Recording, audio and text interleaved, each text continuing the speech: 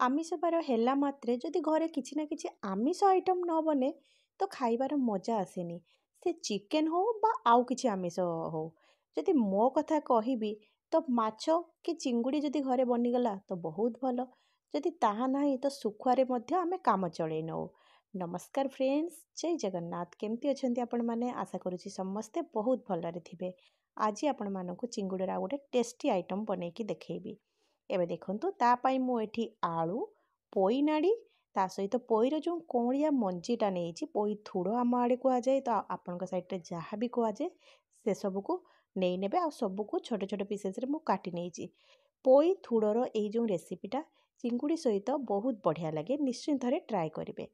तापर देखंतु चिंगुड़ी को मु भल भावे क्लीन करके धोईकी कढ़ई रे सोरिष तेल पकईकी ताको भल भावे फ्राए कर नहीं। चिंगुड़ी एबे बहुत बढ़िया भाजी जाइए। से सबको बाहर करके मु गोटे प्लेट को रखी नहीं। सेम कढ़ई रे सोरिष तेल पकई नहीं। आलू पोई नाड़ी आ पोई थोड़ जो रखी ताको पकई नहीं। लुण हलदी गुंड देकी ताको 3 ରୁ 4 मिनिट पर्यंत भाजी नबा। से भाजी हवा भितर मसला प्रस्तुत कर नबा। 2 चामच सोरिष, हाफ छोट चामच जीरा, रसुण आउ कंचा लंका अल्प टिके पानी देकी ताको पूरा भल भावे ग्राइंडिंग करके नहीं आसीबा। आउ एपटे देखंतु जो आलू पोई नाड़ी आ पोई थुड़टा बहुत बढ़िया भाजी जाइए। जो बाटिक रखी मसला पकई नहीं और मसला पानीटा को पकई नहीं। लुण हलदी गुंड लंका गुंड पकई नहीं ता सहित टमाटो पकई नहीं। एसबू को भल भावे 3 ରୁ 4 मिनिट पर्यंत मसलाटा को कषि नबा।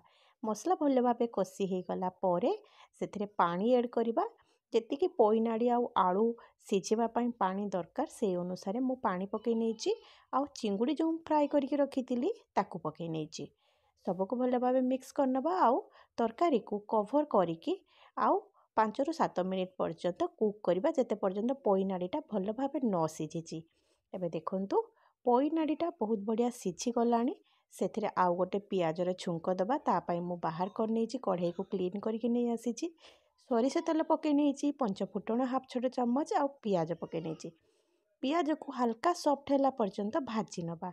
पियाज भल भावे भाजी हो गला परे जो तरकारीटा मु बाहर करके रखी ताकू पकई नहीं। तुरंत ताकू कवर करदेबे जेमिति पियाजर जो स्मेलटा तरकारी सहित भल भावे मिसी पारिबो। 1 ରୁ 2 मिनिट कवर करके कुक कला परे एबे हमर रेडी हो जाइए पोई नाड़ी चिंगुड़ी तरकारी, जोटा कि बहुत भल लगे। निश्चय थे ट्राए करेंगे। आउ गोटे सुंदर रेसिपी सहित आपण मानक पाखक आसीबी। सेते पर्यंत थैंक यू। जय जगन्नाथ।